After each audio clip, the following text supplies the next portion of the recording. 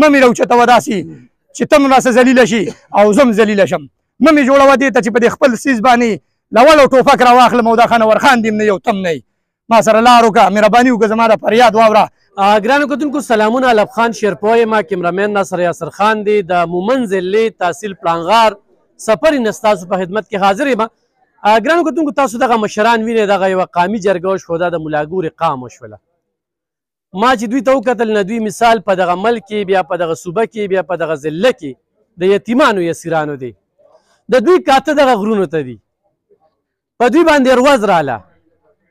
ټول عمر دوی سختې تېرې کړې، دا غرونه یې وساتل. اوس چې پرې روز راله نو ټیکهدار او ایسیګان یعنې انتظامي او ټیکهداران خپلو کې روغ شوي دي او دوی نه صرف دغه چکرې ورکوي چې کله یکه غونډ ته راولو، کله غلنۍ ته، کله پې پایارې کوو، کله پې څه کوو. بس د دوی په شرم پسې راغستې ده. پس چلې چې کوم دی نو دومره ذلیل او خوار کړل چې هغه د دوی د دې خبرو نه پته ولګېدله. بیا پکې هغه انتظامیه داسې کار کوي چې دوی کې کوشش کوي چې د میر جعفر او میر صادق شانتې کسان پکې پیدا کړو، دوی کې نااتفاقي پیدا کړو.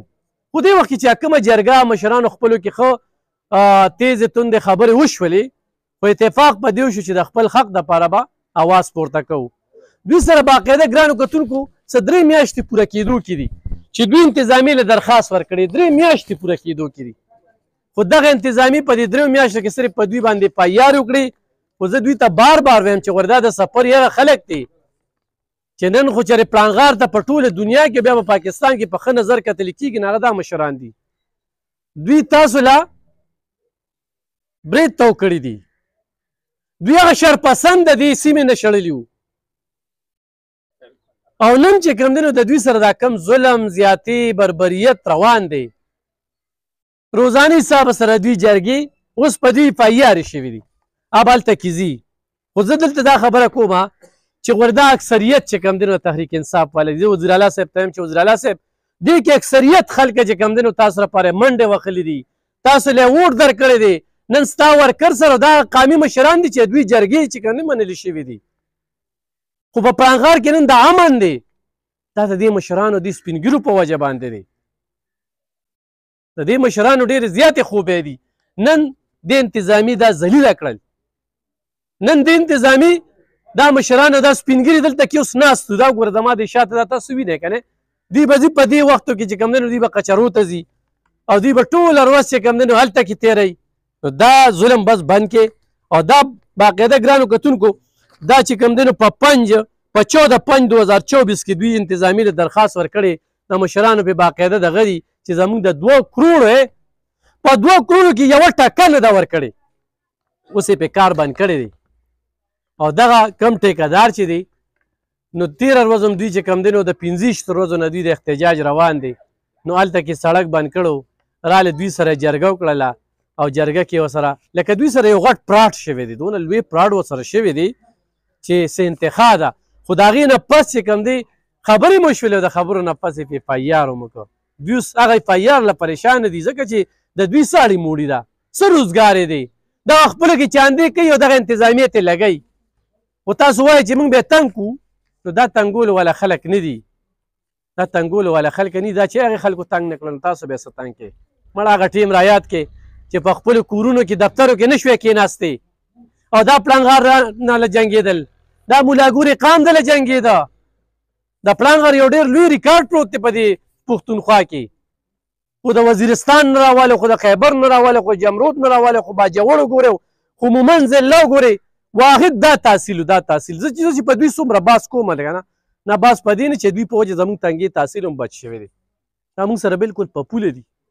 خو دوی دغه بهادري نه وه کړې که نه نن به موږ په تنګي کې نه وو، نن به زموږ هم کورونه ړنګ وو، دوی هم کورونه ړنګ وو. خو دغه غرونو ته یې کاتري او هغه غرونه دې تاسو په پراډ او په دوکه باندې په لیز ورکړي دي. نو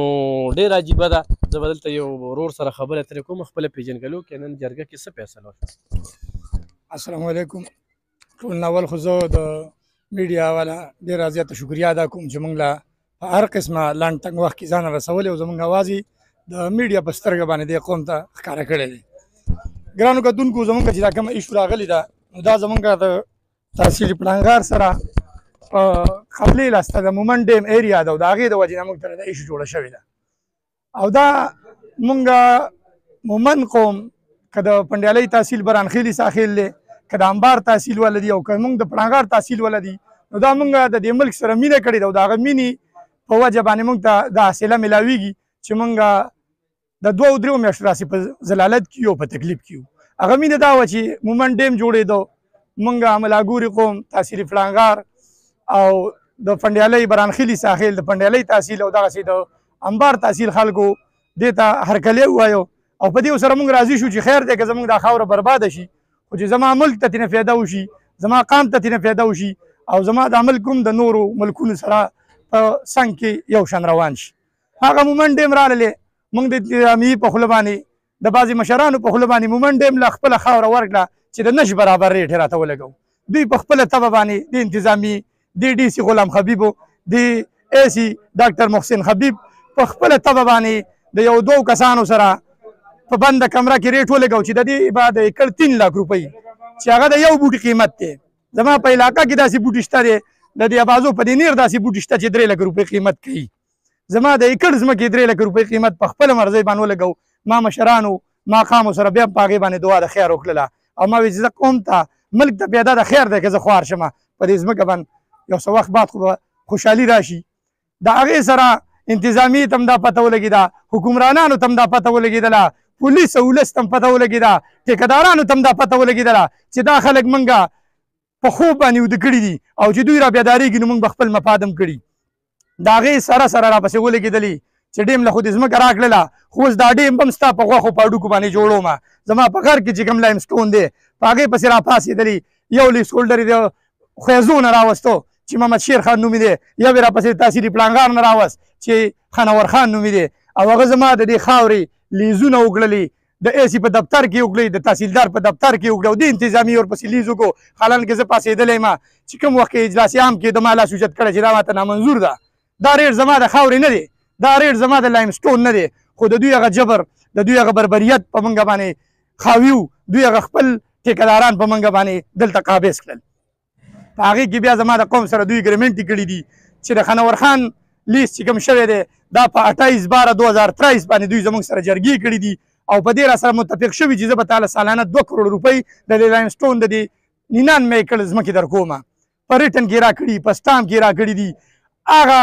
28/12/2023 تیر شو نن چې کوم دی 23-24 تاریخ یا هر څو چې د 9 میاشتې د 2024 دی زه ورپسې هلته هم لاړم زه ورپسې جرګې ته هم لاړم زه ورپسې کور ته هم لاړم چې وروره مهرباني وکړه په دې خپل سټام را سره وچلېږه او ما له دا 2 کروڑ روپۍ راکړه. د هغې په سیله کې خانور خان راپسې ما اے سي له غواړي وایي اے سي صاحب وایي چې ته راشه ما د پړانګار تحصیلي سیچو ډي سپي غواړي چې ته دلته کې راشه بوګس چیکونه پکې راکړلې د هغې راله FIR هم نه کوي 107 په دله وګمه. نن زه په سوال مجبور شوم لا بل پرونو سره کېناستم چې خانور خان وروره مهرباني وکړه ما له دا 2 کروڑ روپۍ را چې دا کمې دې را سره منلي غر دې رانه یوړو پینس دې تاو کړی دی څاروي مې نشي ورتلی خپله پې په قانوني باندې ممنوع یم منې یم پې نشم ورتلی. په جرګه یې را سره دا خبره وکړله چې ما چینیز سره ډیل روان دی زه دا ستاسو روپۍ دا ستاسو غر ته خرڅوم دا ستاسو روپۍ ترې راخلم تاله بیدار کړم تر هغې به خیر دی زما کار بند دي چې تر څو مې تاسو ته دا 2 کروڑ روپۍ نه درکړي. په جرګه باندې زما د ملاګوري قوم 40 مشران یې وغوښتل او په دې خبره راسره متفق شو چې تاسو له زه کله 2 کروڑ روپۍ درکړم زما ډیل وشي نو زه به خپل کار آزاد کړم. الله بل پرون را سره دا جرګه وکړه پرون یې را باندې په 556 کې FIR کړی په ملاګوري قوم باندې او دا یې راته ویلي دي چې ته به اے سي صاحب له لاړ شي د عدالت مخې هم راته نه ده ښودلې. اے سي صاحب ما څه شي له غواړئ آیا زما دا 2 کروڑ روپۍ ما سره نیمه خوښه دې ده چې دا نه له درکړمه که نه ته ما د خانوري دپاره د جیل دې تورو تمبو کې دننه کې نو دې ته خو زه نه یم تیار یو به ما ګیر کړي یو به مې رور ګیر کړي یو به مې بل ملاګوری ګیر کړي بل به ګیر کړي زه 1503 شپېته کوره کلی یم په ما هر کور کې 10 ځوانان موجوده دي دې له به جیل کوم ځای کې جوړه چې ته ما پر خپل حق باندې داسې جیلونو ته چې یو دومره زوروري چې زما د هغه انسانیت نه هم تېر شولې زه تا ته انسان هم نه ښکارم. نو زه د دې میډیا په وساطت باندې د مومند DPO صاحب ته وایم DC صاحب ته وایم او AC صاحب ته وایم چې خدای او رسول ته وګوره دا قوم ډېر عزیز دی دا ډېر ساده قوم دی خو دا ډېر ایماندار او ډېر بهادر قوم هم دی. په ما د پښتون نوم پروت دی په پښتون ټکي ته سوچ وکړو هغه هره یوه خرب سره چې کومه معنا ده هغه ما کې پرته ده. مه مې راوچتوه داسې چې ته هم راسه ذلیله شي او زه هم ذلیله شم. مه مې جوړوه دې ته چې په دې خپل څیز باندې لول او ټوپک راواخلم او دا خانور خان دې هم نه یو تم نه ما سره لار وکړه مهرباني وکړه زما د فریاد واوره او زما د دې ملاګوري قوم چې کوم حق دی ټیکدارانو منلې کوم حق دی کم نو منلی دی دا دې ماله په خپل کور کې واخله ما ته راولېږوې دوی ته به خپل کلي کې حواله کړه زه یې نه په تاڼه کې غواړم زه یې نه د جنډې لاندې غواړم زه یې د کاغذ په مخ باندې ګورم او ماله دې ملک خپل حق راکړي ستاسو ډېره مننه مشران به ګرانو کتونکو د دغه رور خبرې تاسو واورېدې دا خبرې د ټولو سپین ږیرو مشرانو دي دوی چې څنګه ذکر وکړو دلته په آبازو کې خو یو د ام بوټی اخلي که نه هغه د 3 لکو نه زیات دی او دوی 1 ایکړ چې کوم دی نو په دغه قیمت ورکړي بالکل په نش بیه ته دې ریاست دا ځمکې اخیستې دي خو دوی د دې علاقې ترقۍ ته کتلي دي ورسره یې منلې ده زه نن هغه MP یم ته وایم چې خداره د دې مشرانو دا مسله دا په ګنټه کې حل کېږي 15 ورځې احتجاجونه وکړل او دا د مومند انتظامیه ده چې تا په 2.5-3 میاشتو کې د 510 کورونو فیصله ونه کړه تا له درخواستونه درکړي دي دا درخواستونه چې کوم دی نو دا د دې چې کوم معدنیاتو کومه محکمه ده هغې له ورکړي دي د معدنیاتو وزیر ته زه دا وایم چې دا غرونه خو دا آباد کړي دي دوی ته دا لارې ورکړي دي دا دې مشرانو ورکړي دي نن خو د دې نه دا کم میټیریل چلیږي دغه مومند ته ډیم ته او دغه چینیز کمپني راغلې ده او دغه ټیکدارانو ده ایسیګانو سره په دې کې خو تاسو د رشوتونو ویم نو څه خیران بشئ که نه اصل مالک ته ټکه نه ده میلو او دوی بله چې کوم دی دوی مال تقسیم کړی دی دا لکم یار دومره ظلم د دې مشرانو سره روان دی دومره ظلم زیاتې د دې مشرانو سره روان دی خو چېرې په دې ملک قانون وي او بیا په دې صوبه کې وزیر اعلی صاحب وي او وزیر اعلی صاحب دغه خپل ورکر ته بلکې دغه خپل ورکر یوازې نه هغه د دې ټولې صوبې مشر دی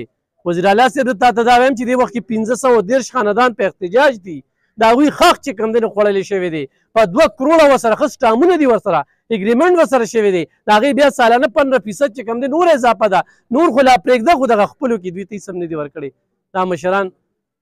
دا سار روزي او دغه د دې دفترو چکرې وخي دا ویډیو سره شیر کړئ ګرانو کتونکو د دې مشرانو دې سپین ږیرو دا دعاګانې واخلئ ډېر زیاتې ورسره کېږي چې دا مسلې زر تر زره حل شي مزید نور نه ذلیله شي نه وکړېږي اوس په دوی فایار شوي دي دې نه پس به چې کوم دی نو دوی BBA کوي او دا کړېږي به ځان له به وکیل نیسي هلته کې به چې کوم دی نو په خپل غر باندې په خپل اګریمنټ باندې د خپلې وعدې نه دوی چې کوم دی نو په شا شوي دي په هغې یې کړی او دوی به دغه کړېږي نو دې ته پاملرنه ریاست له هم پکار ده وزیر اعلی صاحب د معدنیاتو وزیر صاحب او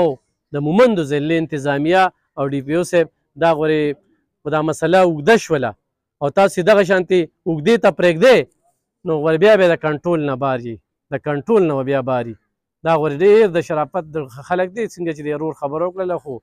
د سختو چې کوم دی نو یو ریکارډ د دوی پروت دی خو ته نه خبر نو تپوس وکړه پړانغار امن باندې ولې دی دا د مشرانو په وجه ډېره مننه